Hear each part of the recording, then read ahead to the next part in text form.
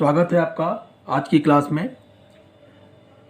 पिछली बार हमने आपको कंप्रेसर की वॉल्यूमेट्रिक इफ़िशियंसी और क्लियरेंस वॉल्यूमेट्रिक इफ़िशियंसी के बारे में बताया था, कैसे निकाला जाएगा। आगे बढ़ते हैं उसी के साथ। देखो, अब हम जो बताने जा रहे हैं इसमें mathematical analysis of vapour compression refrigeration. तो पीएच डायग्राम और टीएच डायग्राम दोनों पर आपको वेपर कंप्रेशन रेफ्रिजरेशन सिस्टम को प्लॉट करना या बनाना आ गया है। तो उसी के हिसाब से एक हमने बनाया है यहाँ पर पीएच डायग्राम, जैसा कि पहले भी हम कई जगहों पर बना चुके हैं इसे। तो इसमें हम जो है मैथमेटिकल एनालिसिस कैसे करेंगे ये पहले बता देते हैं, उसके बाद फिर हम बढ़ते हैं न्यूमेरिकल की तरफ, जो इसका इम्पॉर्टेंट पार्ट है। तो सबसे पहली बात जो आएगी यहाँ पर वो आएगी रेफ्रिजरेशन इफ़ेक्ट की। तो सबसे पहले हम इसको जो है देखते हैं। यहाँ पर पहली बात जो आ रही है, यहाँ जो हम करने जा रहे हैं वो क्या है, रेफ्रिजरेशन इफ़ेक्ट की। तो पहला है ये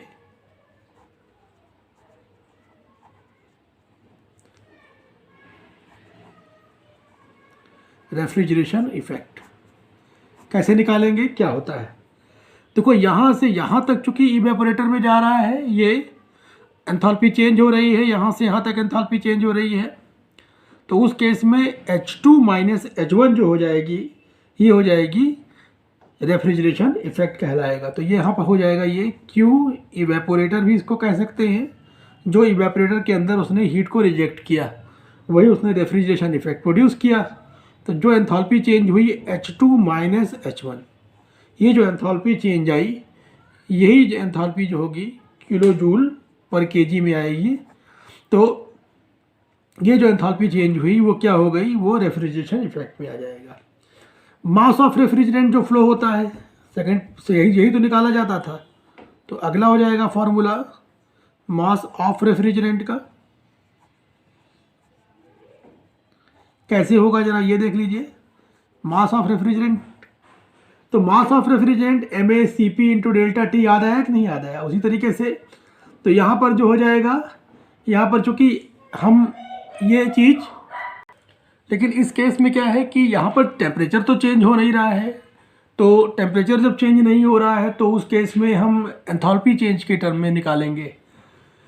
तो जो एंथैल्पी चेंज का टर्म होता है, देखो होता क्या है कि जो ये यहाँ पर आ रहा है ये पर केजी के हिसाब से है ये रेफ्रिजरेशन इफेक्ट। तो अगर मान लीजिए कि अगर मास फ्लो रेट जो है पर केजी के हिसाब से ना, ये जो है मास अगर निकालना है तो ये अगर m kg के लिए रेफ्रिजरेशन इफेक्ट आएगा तो Q बराबर क्या हो जाएगा, वो Q हो जाएगा m H2 माइनस H1। तो m अगर निकालेंगे तो क्या होगा, H2 माइनस H1 नीचे चला जाएगा।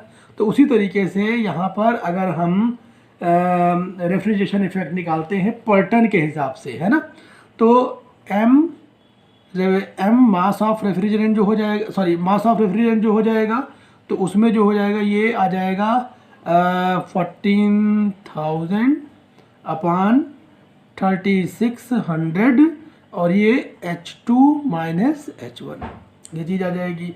ये हो जाएगी kg पर सेकेंड पर टन। ये 1 टन के लिए निकाला हमने। kg, देखो यहाँ पर ये चीज़ था कि kg पर आवर होता है ना ये, तो उसको पर सेकंड में बना लिया गया। और पर टन, क्योंकि 1 टन के लिए हमको 1 टन का रेफ्रिजरेशन अगर यहाँ पर हो रहा है तो उसके लिए हमने यहाँ पर ये फार्मूला लगा दिया 1 टन के रेफ्रिजरेशन वाला। तो Q बराबर m into H2 minus H1। तो वही चीज़ यहाँ पर आ गई, सारी चीज़ें तो पर टन के लिए आया है, 1 टन के लिए। तो दूसरा फार्मूला तो ये हो गया। तीसरा फार्मूला जो कभी कभी यूज़ होगा वो फार्मूला ये है, देखो वो फार्मूला है थ्योरेटिकल पिस्टन डिस्प्लेसमेंट का। तो थ्योरेटिकल पिस्टन डिस्प्लेसमेंट, ये कैसे होगा यूज़। तो थ्योरेटिकल पिस्टन डिस्प्लेसमेंट निकालना है उसमें। ये ज़रा देखो, ये आता है ये फार्मूला पिस्टन डिस्प्लेसमेंट, ये आ जाएगा थ्योरेटिकल थ्योरेटिकल, ये बराबर हो जाता है 14,000 VG2 मतलब यहाँ entrance of the compressor, compressor के एंट्रेंस पर स्पेसिफिक वॉल्यूम रेफ्रिजरेंट का specific volume at the entrance of compressor, इसीलिए 2 पॉइंट पर लिख दिया गया है यहाँ पर, अपान ये हो जाएगा 3600 H2 माइनस H1, ये चीज़ आ जाएगा। तो यहाँ VG2 लिख लो, क्या मतलब है VG2 बराबर क्या हो जाएगा, specific volume of refrigerant at entrance of compressor at 2 मतलब इंट्रेंस ऑफ कंप्रेसर, है ना, ये चीज़ आ जाएगी। तो अच्छा, आप ये तो ये आ गया। चौथा जो सबसे इम्पोर्टेंट फार्मूला जो होगा, पावर, थ्योरेटिकल पावर रिक्वायर्ड, तो थ्योरेटिकल पावर रिक्वायर्ड का जो फार्मूला होगा वो क्या होगा, जरा देख लीजिए। वो हो जाएगा, चूंकि वर्क कंप्रेसर का क्या है H3 माइनस H2, ये वर्क कंप्रेसर का वर्क है। तो पावर रिक्वायर्ड जो हो जाएगी वो, अगर ये तो पर केजी के लिए है ना, ये पर केजी मास जो होता है, तो अगर पावर रिक्वायर्ड जो हो जाएगा, मास फ्लो रेट m दिया हुआ है, तो m फ्लो रेट बराबर हो जाएगा पावर रिक्वायर्ड बराबर हो जाएगा m, ये m मतलब मास फ्लो रेट है, ये मास सर्कुलेशन रेट है ये kg पर सेकेंड में। तो ये हो जाएगा H3 माइनस H2, तो m क्या है, m is equal to mass of refrigerant circulated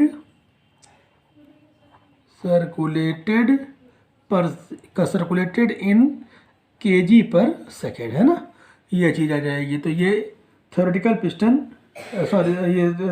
theoretical power हो गई, थ्योरेटिकल पावर रिक्वायरमेंट। और अगर जो है ये कंप्रेशन PV की पावर n ये लॉ फॉलो कर रहा है, तो ये फार्मूला जो है तो होता है, ये अलग हो जाता है थोड़ा सा, ये पॉलीट्रॉपिक प्रोसेस के लिए हम बता रहे हैं। तो वहाँ पर जो पावर रिक्वायर्ड हो जाएगी वो हो जाएगी m, ये जाएगा यही मास फ्लो रेट हो गया, n ये पॉलीट्रॉपिक प्रोसेस का n है, ये n अपान n माइनस 1, और ये हो जाएगा P3V3 माइनस P2V2। ये तब के लिए है जब ये PV की power n is equal to constant, इस लॉ को फॉलो करते हुए कंप्रेशन हो रहा है। तो ये जो आ जाएगा ये न्यूटन पर मीटर स्क्वायर में ये वैल्यू आएगी। तो इस तरीके से आप उस केस में जब ये जो है पॉलीट्रॉपिक प्रोसेस होगा 2 to 3 वाला, तो इस केस में जब आप पावर निकालोगे, क्योंकि वर्क ऑफ कंप्रेशन जो हो जाएगा वो n अपान n minus 1 P3V3 minus P2V2 हो जाता है। तो पावर जो है, अगर ये मास फ्लो रेट यहाँ पर दिया हुआ है, मास ऑफ रेफ्रिजरेंट सर्कुलेट जो हो रहा है वो दिया हुआ, तो इस तरीके से निकलेगा। तो समझते हैं कि अब ये चीज़ आपको आ गई होगी। अब आगे बढ़ते हैं। ये न्यूटन पर मीटर स्क्वायर नहीं होगा, पहले आप इसको करेक्ट कर लीजिए। ये जो हो जाएगा ये होगा, सॉरी, ये हो जाएगा ये वाट में, ये हो जाएगा वाट में, ये चीज़ हटा देते हैं यहाँ से। तो ये न्यूटन पर मीटर स्क्वायर कैसे लिख दिया जाए, चलो ठीक है, तो ये वाट में आ जाएगा, है ना। तो आइए न्यूमेरिकल की तरफ आगे बढ़ते हैं। एक देखिए, एक सिंपल सा न्यूमेरिकल हमने यहाँ पर लिख रखा है, आप देखिए उसमें क्या है कि the temperature limits of an ammonia refrigerating system are 25 degree Celsius and -10 degree Celsius. तो अपर और लोअर टेम्परेचर लिमिट दे रखी है। तो हम इसको TH डायग्राम में बना रहे हैं, अभी हम PH डायग्राम भी इसका बना करके दिखाएंगे। तो जो ये अपर टेम्परेचर लिमिट है, ये इसकी क्या है, जहाँ पर ये है अपर टेम्परेचर लिमिट जो है इसकी, ये है 25 डिग्री सेल्सियस। तो ये हो जाएगा 25 + 273 बराबर 298 केल्विन, ये अपर लिमिट हो गई। और लोअर लिमिट जो रखी हुई टेम्परेचर की, वो क्या दे रखा है इन्होंने, लोअर लिमिट जो दे रखा है टेम्परेचर की वो है -10। तो -10 हो जाएगा 263 3 केल्विन। तो ये यहाँ पर आ गया। तो ये तो इस तरीके से है। तो अभी क्या है कि देखो यहाँ पर तो फेज चेंज होता है क्योंकि ये वेपर कंप्रेशन है ये।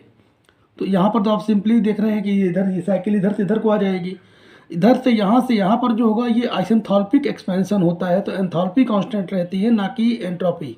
तो ये हम टीएच डायग्राम प्लॉट कर रहे हैं तो इसको जो है थोड़ा सा टिल्ट बनाया जाएगा ऐसे, है ना। उसके बाद क्या है, फिर क्या बोल रहा है, the gas is dry at the end of compression. तो कंप्रेशन के एंड में गैस ड्राई है, देखो यहाँ पर है, इसका मतलब एंड ऑफ कंप्रेशन, इसका मतलब कि जो कंप्रेसर में एंटर की होगी तो उस समय वो वेट रीजन में एंटर की होगी। तो वेट रीजन में उसका कुछ ड्राइनेस फ्रैक्शन होगा जब एंटर की होगी तो यहाँ का। तो ये इस तरीके से ये कंडीशन रही होगी। तो ये आइसेंट्रोपिक कंप्रेशन है तो इसको ऐसे बनाया जाएगा। ये बिल्कुल सीधी परपेंडिकुलर लाइन होगी ऊपर, तो ऐसे हो जाएगा ये। हम इसको अगर पॉइंट दे दें तो ये 0.1 हो जाएगा, ये 0.2 और ये 0.3 और यहाँ का ये 0.4। इस तरीके से चारों पॉइंट आ गए इसके। तो इसको तो ये टीएच डायग्राम हो गया, ये टीएच डायग्राम आया। अच्छा, अगर इसी को हम पीएच डायग्राम में बनाएं तो कैसे बनाएंगे, वो भी हम बना करके आपको भी अभी दिखाएंगे आपको बना करके हम कि पीएच डायग्राम में इसे कैसे बनाया जाएगा। फिलहाल के लिए टीएच डायग्राम हो गया। तो ये आपके पास जो टेम्परेचर है वो क्या आ गया, ये आ गया टेम्परेचर T2, यही है T3, ये टेम्परेचर चेंज आया है। अब इसका मतलब ये है कि जो यहाँ पर ये टेम्परेचर आया ये है T1 बराबर T4 के। टेम्परेचर तो कांस्टेंट है, यहाँ पर केवल फेज चेंज दिखा रहा है। तो यहाँ का जो ये स्टेज है स्टेज 1, तो स्टेज 1 पर जो है यहाँ की पहले अगर हम निकाल लें ड्राइनेस फ्रैक्शन जो भी यहाँ का होगा, है ना, यहाँ का ड्राइनेस फ्रैक्शन अगर हम निकाल लें तो इससे कुछ रिजल्ट हमको मिल सकता है। कैसे मिलेगा, क्योंकि हमको निकालना होगा, देखो COP निकालना है तो हमको एंथैल्पी निकालना होगा। अब एंथैल्पी के लिए सबसे पहले ज़रा देखें कि हम दिया क्या है, लिक्विड हीट के बारे में इन्होंने बात किया है। तो लिक्विड हीट जो है ये HF2 और HF3 ये है लिक्विड हीट, ये वाली HF2 यही है बराबर HF3 ये लिक्विड हीट। तो यहाँ पर दोनों जगह क्या होगी, सेम होगी। HF2 बराबर HF3 बराबर 298 आ गया, यहाँ पर आ गया ये। अच्छा, ये जो आ रहा है ये लैटेंट हीट के बारे में जो बोल रहा है, ये हायर टेम्परेचर पर बोल रहा है ना ये। तो ये HFG2 हो जाएगा, ये HFG2 ये हायर टेम्परेचर का हो गया। अच्छा, इसी के साथ अगर हम देखें एंट्रोपी के बारे में देख लेते हैं। तो लिक्विड एंट्रोपी जो बता रहा है ये SF2 हो गया और ये SF1 हो गया और ये HFG1 हो गया और यहाँ वाला जो हो जाएगा ये जो है आप देख रहे हैं ये HF3 था। बाकी चीज़ें आप ये HF1 और यही बराबर जो हो जाएगा HF2 के। ये नहीं HF1 तो ये है ही है, ये है ना, ये चीज़ यहाँ पर ये HF1 के बारे में बात कर रहा। तो HF1 तो ठीक है, तो उसके बारे में आई जाएगी बात। हम अगर मान लेते हैं कि let x1 is equal to, ये सोल्यूशन है इसका, let x1 is equal to dryness fraction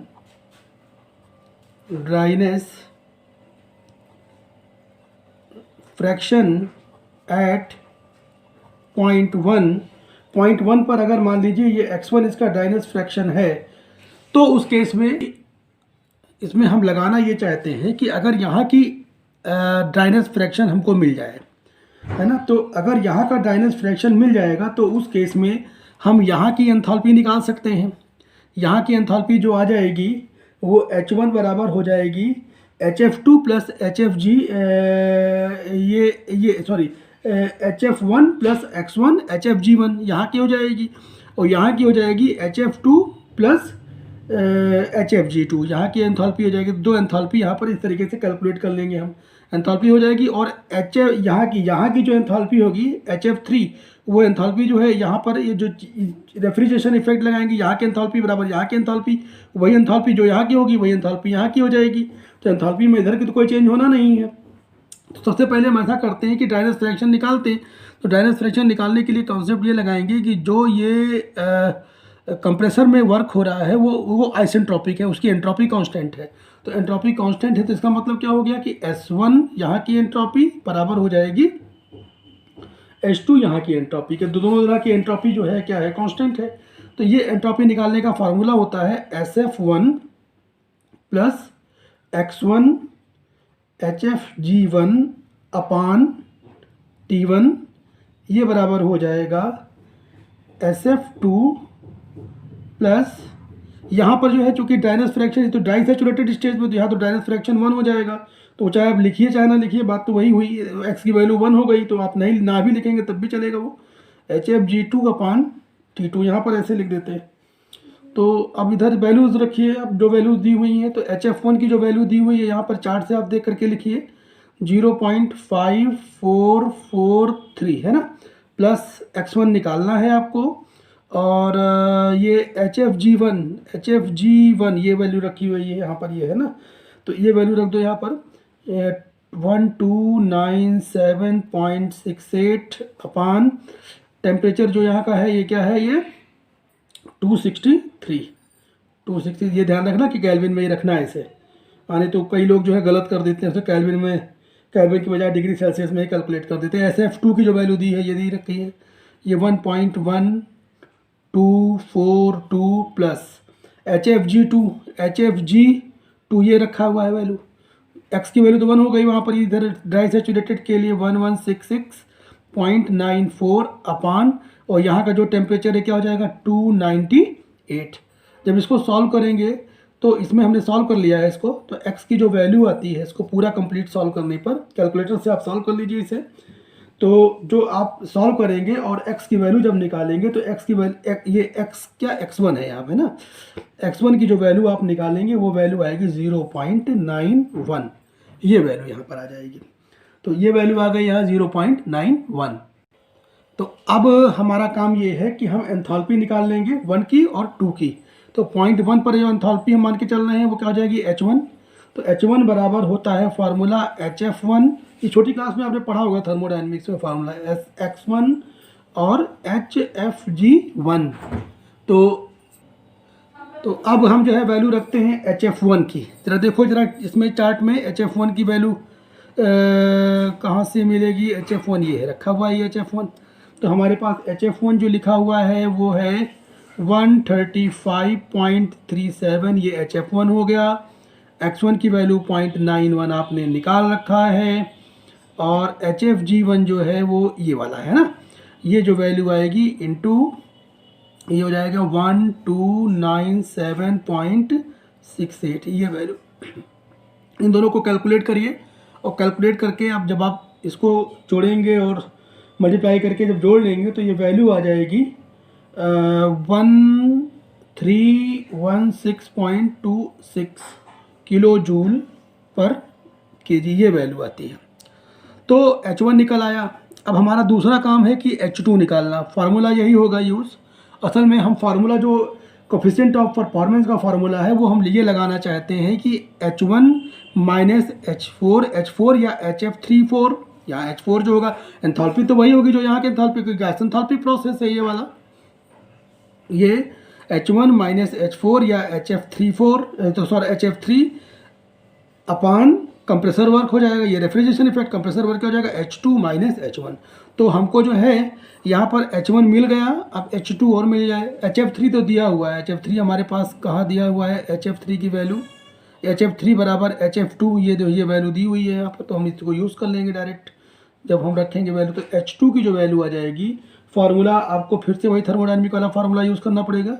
HF2 plus x की वैल्यू चाहे यहाँ पर रखो चाहे ना रखो, लिखो चाहे ना लिखो, क्योंकि x की वैल्यू यहाँ पर 1 यहाँ के लिए 1 हो जाएगी। HFG2 ये जो वैल्यू आएगी यहाँ से क्या आएगी, ये जो वैल्यू रखेंगे तो HF2 की जो वैल्यू आती है, HF2 बराबर 298.9, ये HF2 की वैल्यू आ गई। अब HFG2 की ये वैल्यू है, ये आप यहाँ रख दीजिए इसको 1166.94, और जब इसको सॉल्व करेंगे आप तो ये जो वैल्यू आ जाएगी ये आ जाएगा 1465.84 किलो जूल पर केजी, ये वैल्यू आ जाती है यहाँ पर। अब हमारे पास यहाँ की एंथैल्पी आ गई, यहाँ की एंथैल्पी आ गई, यहाँ की एंथैल्पी भी दी हुई है, गिवन है। अब हमको COP निकालने में कहीं कोई परेशानी नहीं है। कैसे निकालेंगे COP, उसका फॉर्मूला लिखते हैं आगे। तो अब वैल्यू रखते हैं हम, COP का पहले फार्मूला लिख लेते हैं। तो COP of cycle, COP of cycle formula होता है refrigeration effect upon work done, simple formula वही होगा। तो यहाँ पर रेफ्रिजरेशन इफेक्ट हम लेकर चल रहे हैं H1 minus H4, H1 minus H4 upon H2 minus H1, क्योंकि H4 बराबर क्या है HF3 के, जो यहाँ दोनों जगह की एंथैल्पी क्या है कांस्टेंट है, प्रोसेस आइसेंथैल्पिक प्रोसेस है। तो उस केस में हम इसको ऐसे भी लिख सकते हैं H1 minus HF3 whole upon H2 minus H1, यहाँ पर ही आ गया। अब वैल्यूज इस पर रख लीजिए, आप सारी वैल्यूज इस पर रखिए। तो जब वैल्यू रखेंगे तो वैल्यू इसकी जो आ रही है H1 की वैल्यू जो आपने कैलकुलेट कर रखा है क्या है, ये 1316.26 H1 आ गया। HF3, अब HF3 जरा देखो क्या दे रखा है यहाँ पर 298.9, तो 298.9 ये HF3 आ गया whole upon H2 minus H1, है ना। तो H2 की वैल्यू जो आपने निकाली वो क्या निकाली 1465.84, ये H2 की वैल्यू हो गई, और H1 की वैल्यू हो गई 1316.26, ये आ गया है। ये वैल्यू जब सॉल्व करेंगे आप पूरी, तो कुल मिलाकर के ये 6.8 आएगी COP। साइकिल की COP जरा देखिए कितनी ज़्यादा आ रही है। वहाँ पर आप याद करिए कि जब हमने आपको एयर रेफ्रिजरेशन सिस्टम के क्वेश्चंस लगवाए थे, तो वहाँ पर जो भी एंट्रोपी थी वहाँ पर शायद ही कोई एंट्रोपी 1 से ज़्यादा आई हो, सॉरी COP। तो यहाँ पर जो COP है वो क्या आ रही है, देखिए यहाँ पर COP जो है वो 6.8 आ रही है। कितनी ज़्यादा यहाँ पर कोफिशिएंट ऑफ परफॉर्मेंस बढ़ गई। सोचिए इसकी जो है, इसीलिए इसकी रिक्वायरमेंट सबसे ज़्यादा होती है। पूरे वर्ल्ड में जितने भी रेफ्रिजरेशन सिस्टम यूज़ किए जाते हैं उसमें से लगभग ऑलमोस्ट 70 से 80% रेफ्रिजरेशन सिस्टम या साइकिल जो होती है वो वेपर कंप्रेसर रेफ्रिजरेशन सिस्टम या साइकिल होती है। तो वहाँ पर जितने भी रेफ्रिजरेटर्स यूज़ किए जाते हैं उसके अंदर जो साइकिल यूज़ होती है। तो कुल मिलाकर के कितना इम्पॉर्टेंट है, हम आपको वो ये बता रहे थे कि इसकी COP देखिए ज़रा कितनी ज़्यादा हो गई। इसका मतलब कितना रेफ्रिजरेशन इफेक्ट इसमें कितना ज़्यादा हुआ होगा। तो ये तो ये आ गया। तो इसका मतलब जो इसमें जो इसकी रनिंग कॉस्ट है वो रनिंग कॉस्ट बहुत कम होती है अगर हम पर टन ऑफ रेफ्रिजरेशन के रिस्पेक्ट में कंपेयर करें। अच्छा, अब हम आगे बढ़ते हैं थोड़ा सा। इसके हमने आपको ये कहा था कि आपको हम इसका PH डायग्राम भी बना करके दिखाएंगे साथ में। तो PH डायग्राम इसी का देखिए, आपने TH डायग्राम देखो यहाँ बना हुआ है ये वाला, हम इसी को PH डायग्राम यहाँ पर बनाने जा रहे हैं। जरा देखिए कैसे PH डायग्राम बनेगा। ये प्रोसेस देखो यहाँ से यहाँ तक जो है ये सब, ये पूरा जो है ये वेट है। तो हम यहाँ से वेट ले रहे हैं और ड्राई सैचुरेटेड जो आ रहा है वो कंप्रेसर के एंड में आ रहा है यहाँ पर।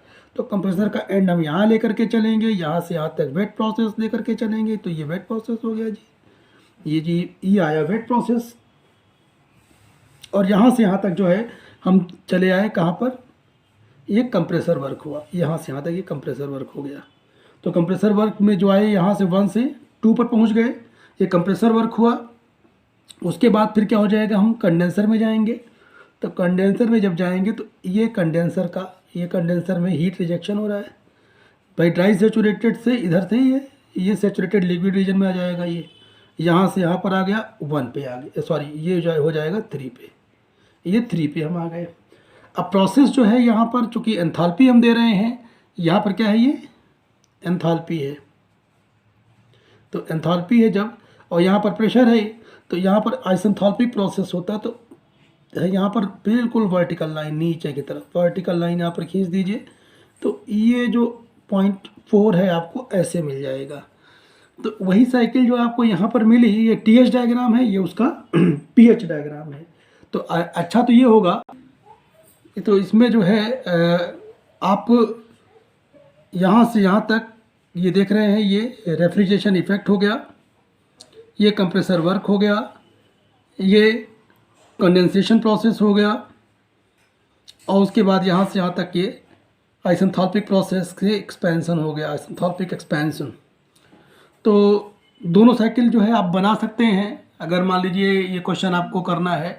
वैसे अगर आप इसको TH डायग्राम पर बनाएंगे तब भी ये आसानी से लग जाएगी, और PH पर अगर मान लीजिए PH पर तो रिक्वायरमेंट तब पड़ती है ज़्यादा इसकी जब आपको डायरेक्ट चार्ट से देखना होता है वैल्यू, सोल्यूशन वहाँ पर सॉल्व कम करना पड़ता है, क्योंकि आगे ऐसे न्यूमेरिकल्स हम अभी आपसे करवाएंगे भी और आगे ऐसे न्यूमेरिकल्स मिलेंगे बहुत सारे, जिसमें आप डायरेक्ट चार्ट को फॉलो करके और वहाँ से आप एंथैल्पी निकाल सकते हैं। तो ये सब जितने भी कैलकुलेशन हैं वो सब रिड्यूस हो जाएंगे, वहाँ पर ख़त्म हो जाएंगे।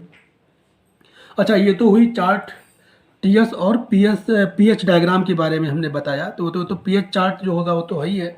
अच्छा, अगर मान लीजिए कि ये जो टेबल है अगर नहीं दी होती, अच्छा कभी कभी ऐसा भी होता है कि क्वेश्चन में क्या करते हैं वो टेबल ये वाली नहीं देते हैं, तो क्या करते हैं फिर, तो हमें होता ये कि हमारे पास अमोनिया रेफ्रिजरेटिंग यहाँ पर अमोनिया सिस्टम है, तो अमोनिया रेफ्रिजरेंट है, इसके अंदर अमोनिया है सर्कुलेट कर रहा, तो अमोनिया की टेबल जो है आपकी बुक्स में पीछे बनी हुई है। अगर नहीं बनी हुई है आप पहले देख लीजिए, उसको चेक कर लीजिए। अगर नहीं बनी हुई है तो उसके लिए आपको इसमें एक डेटा बुक लेनी पड़ेगी रेफ्रिजरेशन की। तो वहाँ पर आपको अमोनिया की और जितने भी रेफ्रिजरेंट होते हैं सबकी प्रॉपर्टी उसी तरीके से मिलेगी जैसा कि आपने पिछले वाले साल में पढ़ा होगा। याद करिए जब आपने मोलियर चार्ट पढ़ा था और स्टीम टेबल पढ़ी थी, तो स्टीम की सारी प्रॉपर्टीज़ के बारे में दिया हुआ था। तो उसी तरीके से जैसे स्टीम, वहाँ तो स्टीम तो एक तरीके का जो है, मान लीजिए उसको स्टीम को भी हम वाटर को रेफ्रिजरेंट अगर मान लें तो वहाँ पर वो तो एक अलग हो गया। तो वो सारी प्रॉपर्टी उसी तरीके से जो टेबल थी, देखने के सारे नियम वही हैं और टेबुलेशन भी आप देखेंगे बिल्कुल ठीक उसी तरीके से दिया होगा, सारी वैल्यूज उसी तरीके से दी हुई होंगी। तो उसमें क्या करेंगे आप, अमोनिया के लिए है ना, तो अमोनिया के लिए जो है ये -10 डिग्री सेल्सियस और 25 डिग्री सेल्सियस पर ये सारी प्रॉपर्टीज़ दी हुई होंगी वहाँ पर। वहाँ से आप देखेंगे टेबल को और जो आपके मतलब की चीज़ होगी वो उठा करके यहाँ पर आप रखेंगे कैलकुलेशन में और इसे कैलकुलेट करेंगे। कहने का मतलब ये चीज़ जो है फिर आपको टेबल फॉलो करनी पड़ेगी, डेटा बुक फॉलो करनी पड़ेगी रेफ्रिजरेशन की, थोड़ा सा समय लगेगा उस केस में। वैसे जहाँ तक इस तरह के इनके क्वेश्चंस के बारे में बात करते हैं तो इनके क्वेश्चन में ये जो है ये टेबल दी रहती है। बेसिकली अगर मान लीजिए नहीं भी दी होगी, अगर मान लीजिए एग्ज़ाम में आप लगा रहे हैं तो इसको क्वेश्चन पेपर के पीछे आप देख लेना, हो सकता है वहाँ पर बनी हुई हो या वहाँ पर इससे संबंधित कुछ डेटा दिए हुए हो।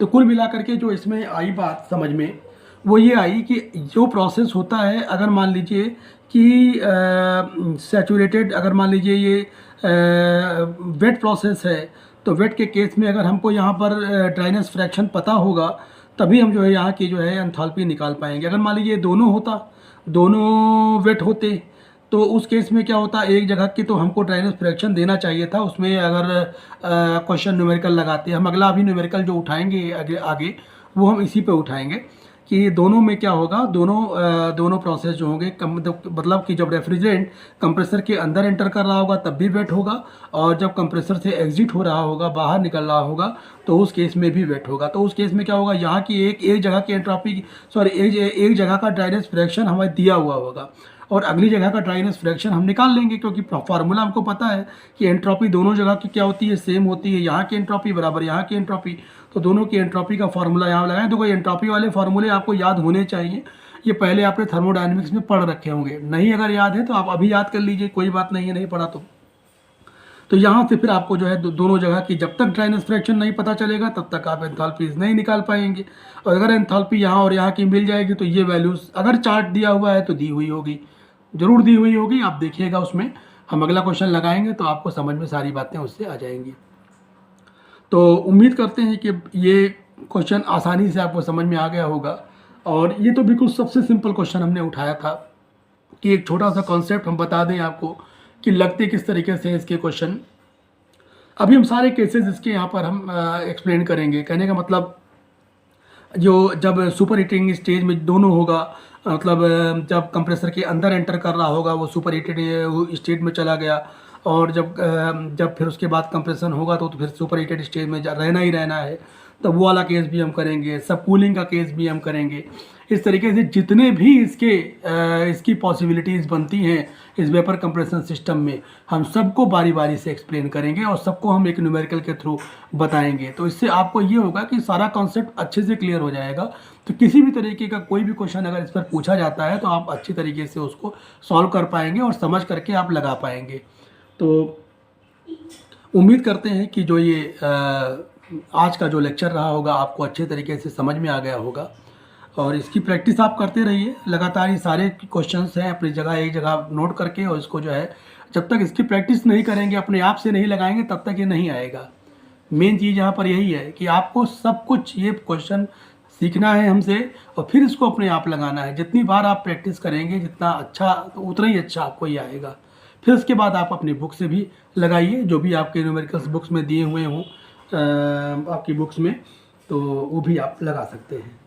तो आज हम यहीं तक रखते हैं। Thank you.